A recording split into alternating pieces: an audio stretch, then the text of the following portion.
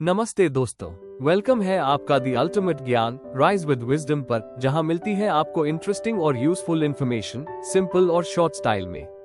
अगर आप नए हो तो सब्सक्राइब करना ना भूलना और बेल आइकॉन जरूर दबाओ ताकि कोई भी अमेजिंग अपडेट मिस ना हो जाए। तो आइए स्टार्ट करते हैं। विद्यार्थियों, जब हम किसी व्यवसाय को उसके घरेलू यानी डोमेस्टिक बाजार से निकालकर अंतर्राष्ट्रीय मंच पर लाते हैं तो वह केवल अपने उत्पाद या सेवा को नहीं बल्कि अपने दृष्टिकोण, रणनीति और व्यवस्था को भी विदेशों के वातावरण में समायोजित करता है। यही वो बिंदु है जहां ये unit external environment and challenges अत्यंत महत्वपूर्ण हो जाती है। अब सोचिए, एक भारतीय कंपनी जो दिल्ली, मुंबई या बेंगलुरु में काम कर रही है, वो अगर ब्राजील, जापान या जर्मनी में अपना विस्तार करना चाहे तो क्या उसे वही रणनीति वहां भी लागू करनी चाहिए? बिल्कुल नहीं। क्यों? क्योंकि हर देश का व्यावसायिक वातावरण अलग होता है। वहाँ की राजनीति, अर्थव्यवस्था, संस्कृति, टेक्नोलॉजी, समाज और कानून सभी कुछ भिन्न होते हैं। इस पूरे बाहरी वातावरण को समझे बिना किसी भी कंपनी का वहाँ सफल होना लगभग असंभव है। इसलिए ये यूनिट हमें सिखाती है कि एक सफल अंतर्राष्ट्रीय कंपनी वो होती है जो न केवल अपने उत्पाद को दुनिया के सामने रखती है, बल्कि वह ये भी जानती है कि उस उत्पाद को किस माहौल में, किस तरह और किस समय प्रस्तुत करना है। विद्यार्थियों, किसी भी विदेशी बाजार में प्रवेश करना एक प्रकार की यात्रा होती है, लेकिन ये यात्रा फूलों की सेज नहीं होती। इसमें जोखिम होते हैं और ये जोखिम मल्टीडायमेंशनल होते हैं। ये सिर्फ पैसे से जुड़े नहीं होते, बल्कि नीति, भावनाओं, संस्कृति, कानून और समाज से भी जुड़े होते हैं। चलिए अब इन्हें विस्तार से समझते हैं। Political risk. राजनीतिक जोखिम तब होता है जब किसी देश की सरकार की नीतियां अचानक बदल जाएं या सरकार अस्थिर हो। यदि सरकार बदलने से इम्पोर्ट एक्सपोर्ट नीति या टैक्स नियम रातों रात बदल जाएं, तो विदेशी कंपनियों को बहुत बड़ा नुकसान हो सकता है। उदाहरण, कुछ समय पहले वेनेजुएला में राजनीतिक और आर्थिक हालात इतने बिगड़े कि वहां की सरकार ने विदेशी तेल कंपनियों की संपत्तियों का राष्ट्रीयकरण कर दिया, यानी सरकार ने उन्हें जबरन अपने नियंत्रण में ले लिया। Economic risk. यदि किसी देश की मुद्रा यानी करेंसी अस्थिर है, वहां महंगाई दर बहुत अधिक है, ब्याज दरें लगातार बदल रही हैं, तो व्यापार करना अत्यंत कठिन हो जाता है। ऐसी स्थिति में कंपनी के मुनाफे पर सीधा प्रभाव पड़ता है। कल्पना कीजिए कि आपने किसी देश में 10 लाख रुपए का माल निर्यात किया और एक हफ्ते बाद उस देश की मुद्रा की कीमत गिर गई, तो आपको कम कीमत में भुगतान मिलेगा। यही है आर्थिक जोखिम। Legal risk. हर देश का कानूनी ढांचा अलग होता है।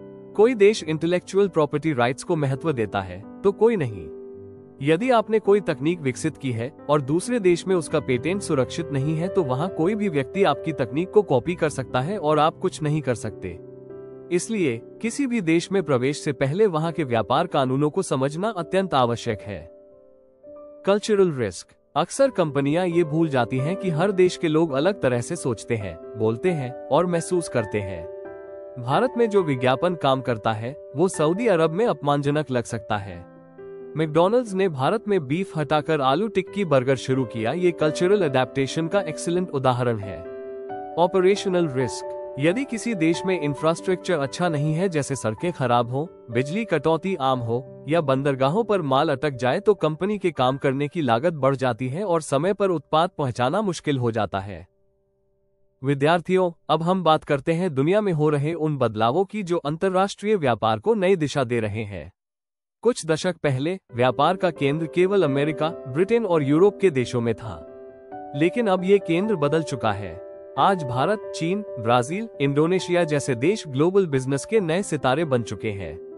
इन देशों में कंपनियां इसलिए निवेश करना चाहती हैं क्योंकि यहाँ युवा जनसंख्या है, श्रमिक सस्ते हैं और उपभोक्ताओं की संख्या बहुत ज्यादा है। इसे हम कहते हैं FDI यानी फॉरेन डायरेक्ट इन्वेस्टमेंट। जब कोई विदेशी कंपनी भारत जैसे देश में फैक्ट्री, ऑफिस या रिटेल स्टोर खोलती है, तो वह केवल व्यापार नहीं करती, बल्कि रोजगार देती है, टेक्नोलॉजी लाती है और आर्थिक विकास को गति देती है। लेकिन याद रखिए, कोई भी कंपनी वहां निवेश नहीं करती जहां नीतियां बार बार बदलती हैं या सरकार व्यापार विरोधी हो। इसलिए सरकारों को चाहिए कि वे व्यापार अनुकूल माहौल बनाएं, जैसे आसान लाइसेंसिंग प्रक्रिया, स्थिर टैक्स सिस्टम और मजबूत बुनियादी ढांचा।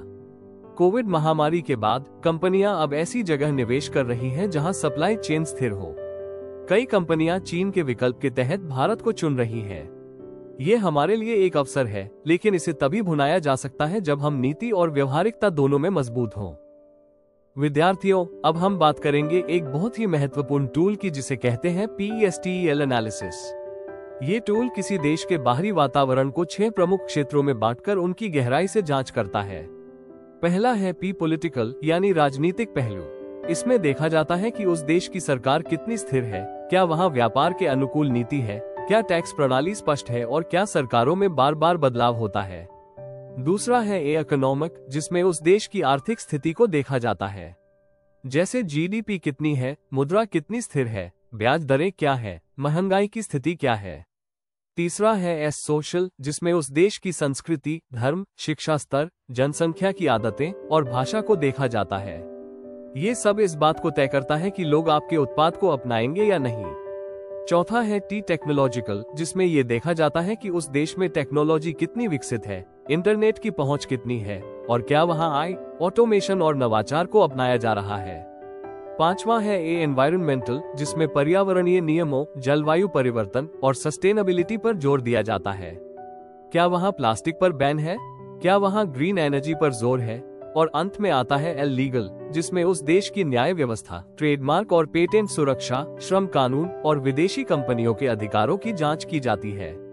PESTEL एनालिसिस से कंपनियां ये तय कर पाती हैं कि उन्हें किस देश में प्रवेश करना चाहिए, किस बाजार में कौन सी रणनीति अपनानी चाहिए और किन जोखिमों से बचना चाहिए। विद्यार्थियों, अंतर्राष्ट्रीय व्यापार में सफलता केवल अच्छी मार्केटिंग या कम दाम पर उत्पाद बेचने से नहीं मिलती, बल्कि वह मिलती है गहरी समझ से, अच्छे विश्लेषण से और समय के अनुसार खुद को ढालने की क्षमता से। इस यूनिट ने हमें सिखाया कि कोई भी कंपनी जब ग्लोबल बाजार में उतरती है तो उसे केवल लाभ नहीं देखना चाहिए, बल्कि उस देश का राजनीतिक, आर्थिक, सामाजिक और तकनीकी सिनेरियो भी समझना चाहिए। Thank you. एक सफल कंपनी वही होती है जो देश देश की विविधताओं को समझे, सम्मान दे और उन्हीं के अनुसार अपनी रणनीति बनाए। इसलिए कहते हैं, सोच वैश्विक हो लेकिन कार्यस्थल पर दृष्टिकोण स्थानीय होना चाहिए। Think global, act local. अगर वीडियो पसंद आया हो तो एक लाइक जरूर कर देना और कमेंट में बताओ आपका क्या थॉट है। चैनल को सब्सक्राइब करो और शेयर करो अपने दोस्तों के साथ। नॉलेज बढ़ाओ फन के साथ। मिलते हैं नेक्स्ट वीडियो में, तब तक के लिए stay curious and keep learning and follow the ultimate Gyan. Rise with wisdom.